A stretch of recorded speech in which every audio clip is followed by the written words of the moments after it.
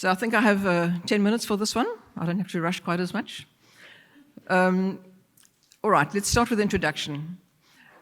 Hortgrow has repeatedly, and we heard it this morning as well from Vian again, prioritized climate change, decreasing water availability and quality, and an increase in extreme weather conditions as some of the biggest risks that are facing the industry in terms of sustainability and profitability going into the future. So Hortgrow Science has funded the development of a climate change response strategy for the South African palm and stone fruit industries. It was agreed from the outset that the strategy must be science-based, co-developed with industry stakeholders to ensure relevance and clear prioritization of the climate risks and the solutions. Also, the strategy must respond to specific regional needs, the needs of both stone and palm fruit growers, the needs of value chain actors, and adaptive and mitigative actions for both the near-term and the mid-term period. I'm not going to go into the details of the methodology, but in essence, the research process involved the agreement of the scenarios that were taken then into workshops. We conducted 12 workshops, 9 of them across the grower regions across the country, with growers mainly.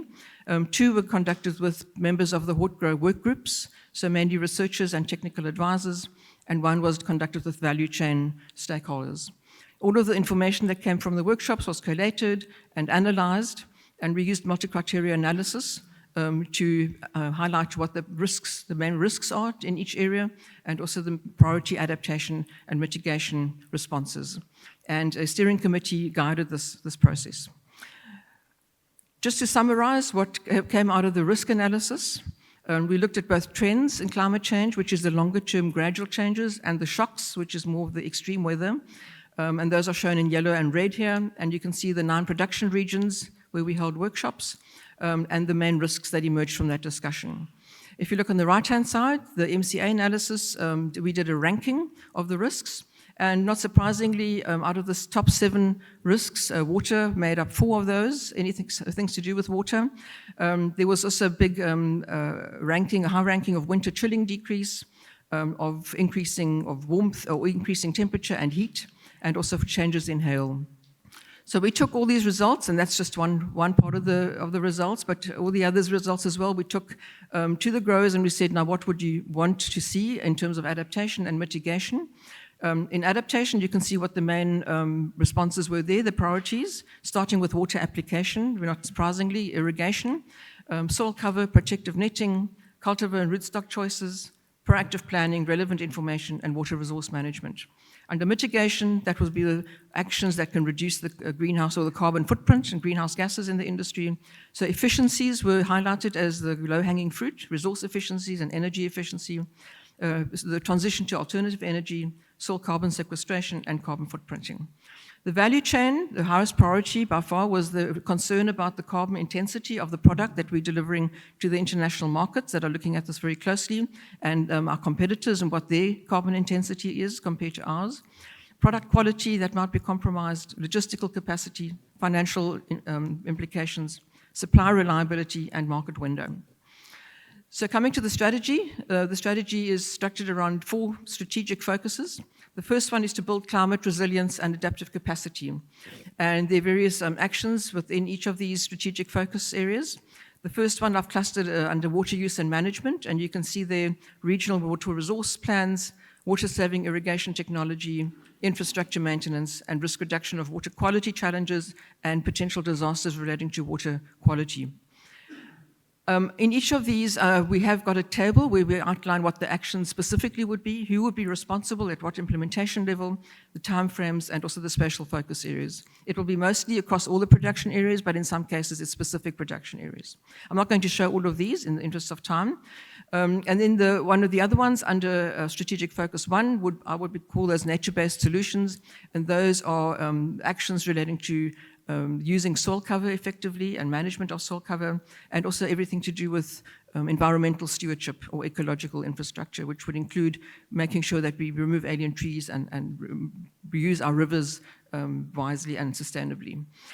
Then also protective technologies, that would include effective and sustainable use of netting, as well as options for effective frost protection, and adapted genetics, so using the best possible climate-adapted crops, cultivars, and rootstocks in each area. Lastly, post-harvest and value chain, and here an increasing focus maybe on post-harvest quality relating to growing season climate stress and technological innovation to solve climate-related challenges across the value chain.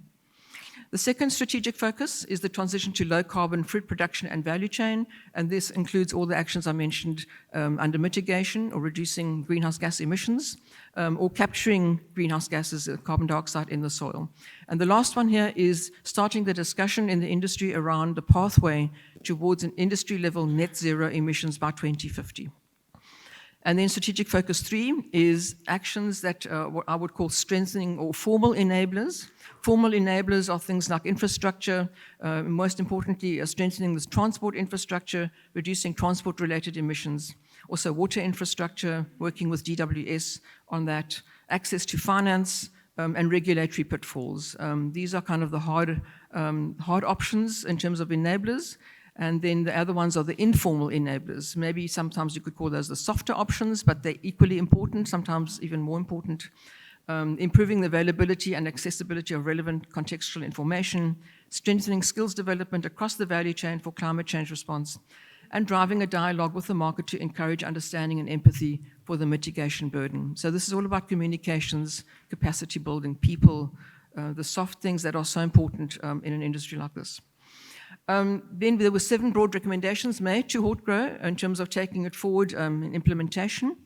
So the first one is to sort the proposed actions into implementation pathways based on urgency and resources.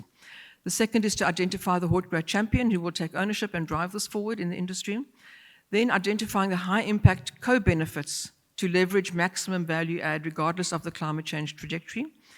To nurture and develop the next generation who will take the climate change response forward. To continue to build partnerships within the industry, with other agricultural industries and with government.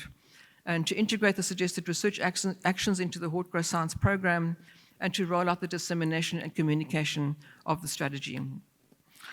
And I'm very pleased to hear from Hortgrow that there's already been a lot of action around taking this strategy forward, both within the research program and within the Hortgrow, the industry side.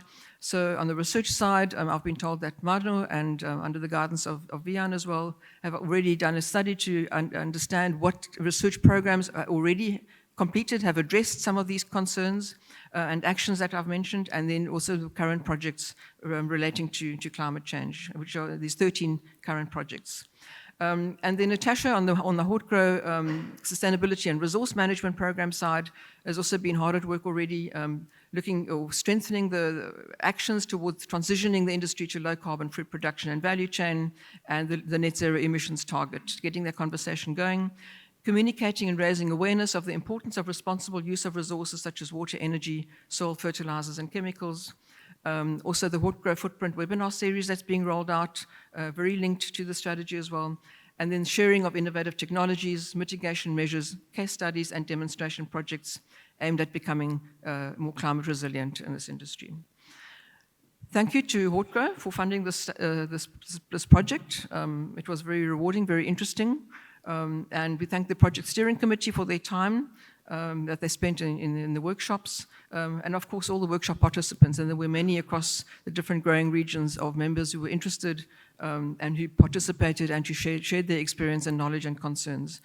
Thank you very much. And then last but not least, I'd like to thank my team members, Mr. Arthur Chapman, and also the team at Blue North Sustainability, who were part of the team that conducted this project. Thank you.